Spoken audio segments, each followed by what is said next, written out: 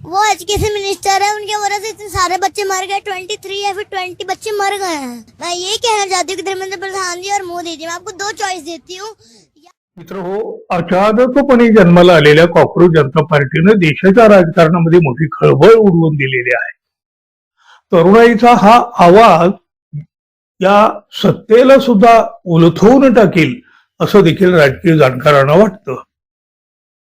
झुरळाच्या या पार्टीमुळे देशामध्ये राजकीय क्रांतीचं बीज सुद्धा पडू शकतं अशी एकंदर परिस्थिती आज तरी दिसते आहे। मागच्या 17 दिवसापासून कॉकरोच जनता पार्टीचं दिल्लीतल्या जंतर मंतरवर उपोषण सुरू आहे।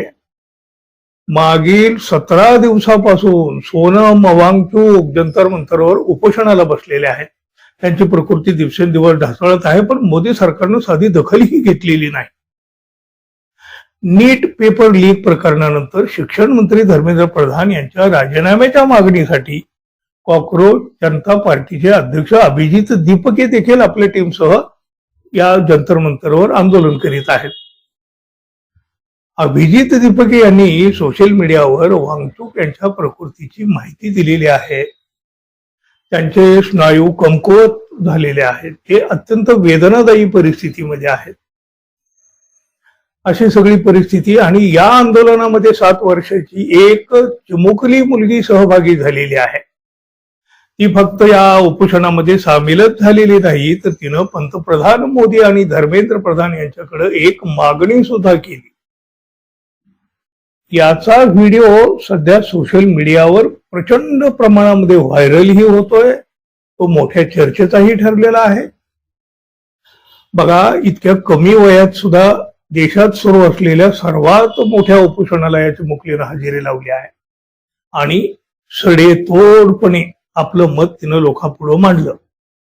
तिचा हाच समजूतदारपणा आता लोकांचं लक्ष वेधून घेऊ लागला आहे। पंतप्रधान आणि शिक्षण मंत्र्यांकडे या चिमुरडीनं एक मोठी मागणी केली। कॉकरोच जनता पार्टीच्या उपोषणात सामील झालेल्या या चिमुरडीला बघून एका पत्रकारानं तिच्याशी संपर्क साधला। त्या मुलीला विचारलं की काय म्हणजे तू उपोषणाला बसली, तुझी मागणी काय आहे? याच्या उत्तरामध्ये चिमुकलीनं सांगितलं, मला धर्मेंद्र प्रधान आणि पंतप्रधान मोदी यांना सांगायचं आहे की मी तुम्हाला 2 पर्याय देते। एक तर तुम्ही राजीनामा द्या आणि माफी मागू नका, किंवा मग तुम्ही इथं मंचावर या आणि माफी मागा, मग राजीनामा देऊ नका।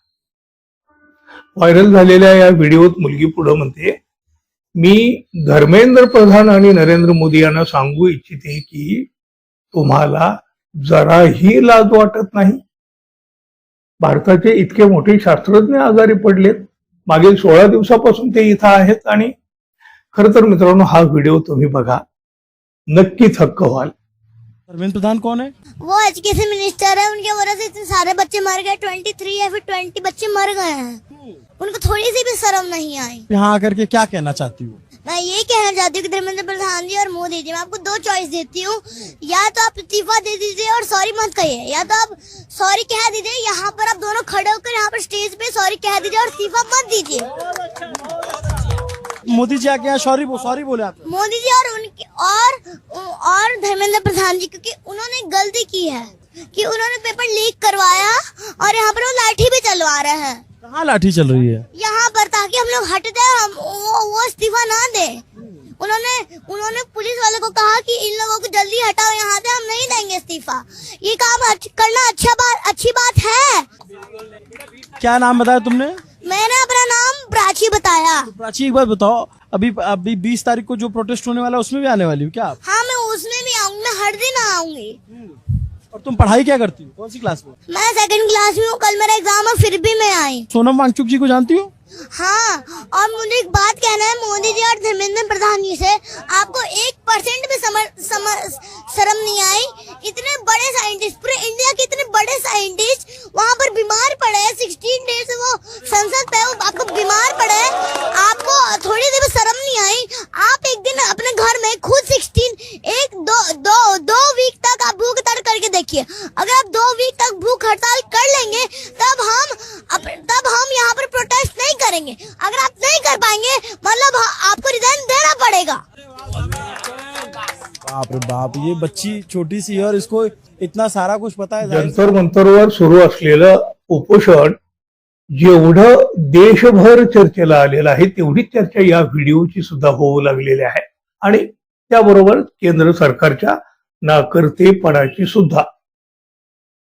16-17 दिवसापासून एक मोठा माणूस उपोषण करतोय. साधे शिक्षण मंत्री सुद्धा त्यांच्यापर्यंत गेलेले नाहीत आणि मग हाच राग अवघ्या 7 वर्षाच्या चिमुरडीला आलेला आहे. अवघ्या 7 वर्षाच्या या चिमुकलीचं धाडस, तिचा आत्मविश्वास पाहून आणि तिची एकंदर देहबोली पाहून तुम्ही काय म्हणाल मित्रांनो, जरूर सांगा. आणि या छोट्याशा चिमुकल्या मुलीसाठी तुमच्या मनातले 2 शब्द तुम्ही नक्की आपल्या कमेंट बॉक्समध्ये मांडा आणि जाता जाता आपल्या चॅनलला सबस्क्राईब करावं ही एक नेहमीची अपेक्षा आहे. धन्यवाद. पुन्हा भेटू. नमस्कार.